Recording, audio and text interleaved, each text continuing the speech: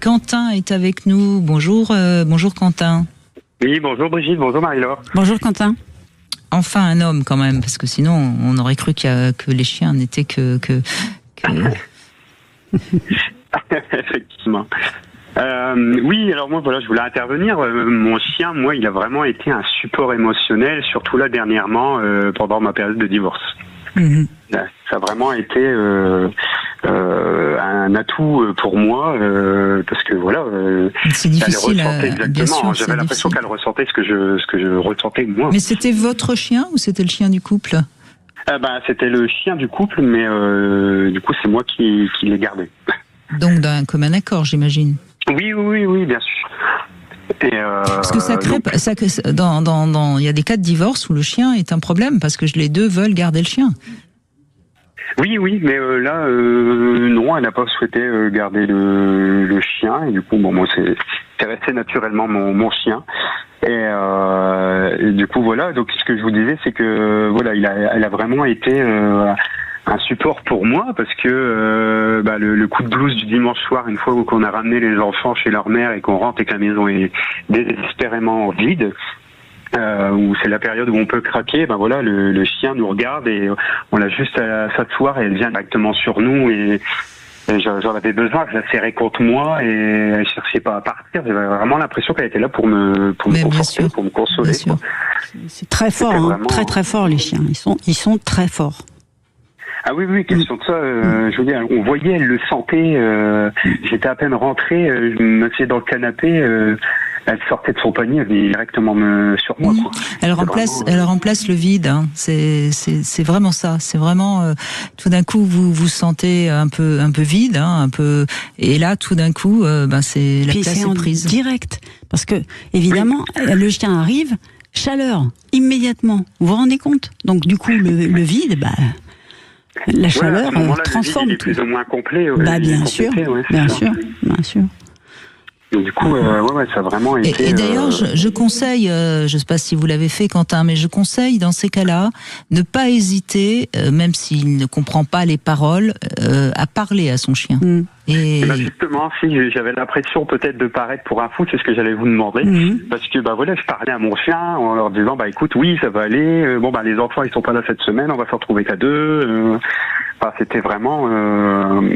J'avais une discussion avec mon chien, mais au moins je pouvais parler. Je parlais pas tout seul, je parlais avec mon chien et j'avais pas l'impression d'être solitaire à ce moment-là. Je rassure, vous n'étiez pas fou et ça vous a fait du bien et ça a fait du bien au chien aussi, parce que le chien il ressent votre souffrance, votre tristesse et le fait que vous parliez, il sent que tout doucement vous vous apaisez.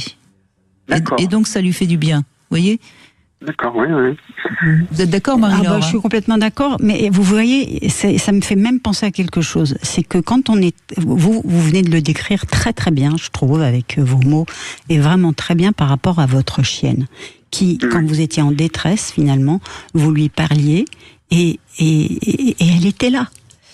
Quand on est triste... Oui, exactement. Quand on est triste... Avec ses enfants, faut faire pareil. Parce que les enfants, ils savent, ils sentent eux aussi quand on est triste. Alors évidemment, il ne s'agit pas de tout déballer, mais il s'agit aussi de dire, papa ou maman est un peu triste ce soir, tu sais, on est juste tous les trois alors qu'avant on était tous les quatre et ça me manque. Voilà, des choses comme ça. Parce que de la même façon que la chienne vous a capté, mais alors 5 sur 5, les enfants aussi. Et si on leur dit pas et qu'on le garde pour soi, l'enfant il a toujours tendance à se dire est-ce que j'ai pas fait quelque chose de mal ? Ah d'accord, on va plus penser à les préserver, pas leur dire que ça n'allait pas, et leur dire justement que tout va bien, vous inquiétez pas. Tout va bien, ne vous inquiétez pas. À votre avis, qu'est-ce qu'ils entendent ? Inquiète-toi.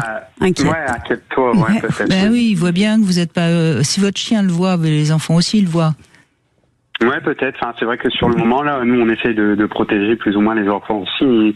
Déjà qu'ils vivent, ils prennent en pleine face la séparation. On n'a pas envie de leur imposer non plus. Non, mais il n'est pas question de dire autre chose que simplement vous êtes un peu malheureux parce que vous aimiez mieux quand vous étiez tous les 4. Bah voilà. Et ce qui est vrai d'ailleurs, et les enfants seront d'accord avec vous. Oui, complètement. Vous voyez ? Oui. C'est vous en fait vous imaginez un truc un peu catastrophiste. C'est pour ça que vous n'osez pas le dire. Parce que c'est vrai que si on dit ça va pas avec cette voix là, c'est sûr, je comprends. Mais si vous dites simplement oui, c'est un peu dur là en ce moment. Comme vous avez dit, Brigitte, je préférais quand on était 4. Voilà, c'est tout. Vous voyez, juste des choses simples. Évidemment, vous n'allez pas commencer à dire votre maman, c'est une vilaine femme, elle m'a quitté, elle me rend malheureux, c'est à cause d'elle. Oui. Ça, c'est nul. Non, on est d'accord, mais c'est pas ça le. Non, puis pas les mêler à cette histoire, les mettre entre deux. Mais absolument. Mais juste des mots simples. Franchement, elle a raison. D'ailleurs, ce que vous avez dit à votre chienne, c'est assez sobre.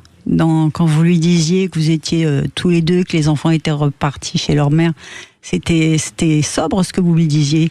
Et d'ailleurs, votre réflexion, Brigitte, c'est de dire que finalement, votre chienne, elle se rendait compte que vous alliez de mieux en mieux. Par les mots que vous pouviez lui dire. Vous voyez ? Oui, dans la tonation de la voix ou le fait que vous m'avez parlé. Et si vous dites à vos enfants la même chose que ce que vous pouvez dire à votre chienne, eux aussi vont sentir que vous vous apaisez et que finalement ça va, quoi. D'accord. Alors que si vous faites semblant que ça va et vous leur dites non, tout va bien, alors qu'ils viennent de vous voir avec une larme à l'œil, ils vont se dire il y a quelque chose qui va pas, puisque c'est là qu'il risque de s'inquiéter, ou des choses comme bien ça. Bien sûr. Les enfants, ils ressentent aussi. On a dit tout à l'heure que les chiens étaient des éponges, les enfants aussi. Oui, c'est vrai. Eh merci Quentin. J'ai le témoignage. Très chouette. Beaucoup. Non, c'est nous. Merci Quentin.